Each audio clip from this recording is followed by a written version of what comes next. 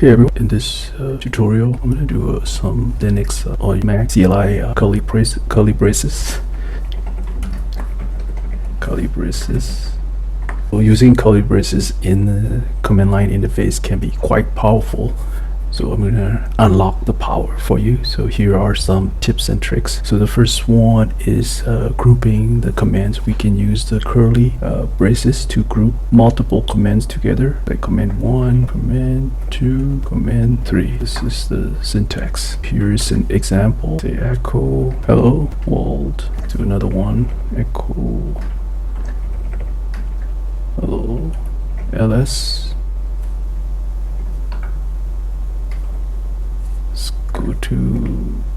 We get an error for the ls since I'm using lsd for ls. Disable it just for this example. So if we run it again, so we see the hello and then we see no file or directory since we don't have any here. Okay, gonna give you another example combining with logical operators. Command 1, command 2,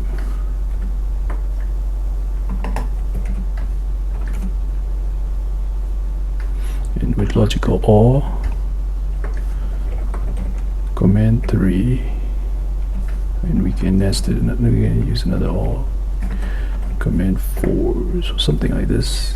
So instead of this, well, we can replace this with the %. So if the first one fails, the second one is not gonna execute.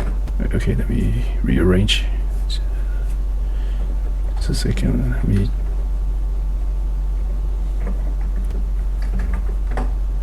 Okay, this is better. Right. So now let's go back to our example.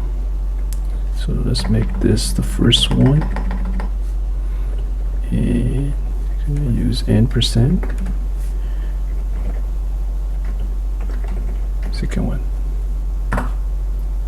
See, so the double %, is a logical operator that makes sure that the command 2 is executed only if the first one succeeds.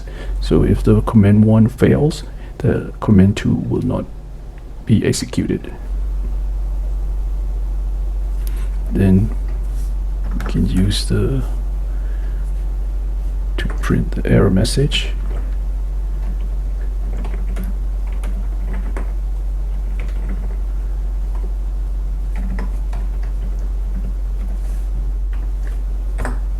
Curly braces can be used for brace expansion. So what I mean by that is so generating sequences easily.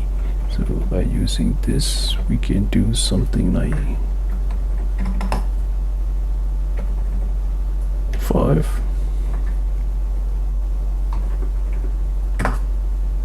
So this will print out files from 1 to 5 .text. So this is useful when, let's say, if we want to create the files instead of echo, what we can do is use the touch command to create empty files. Name file1.txt to up to file 5. So now we have 5 empty files.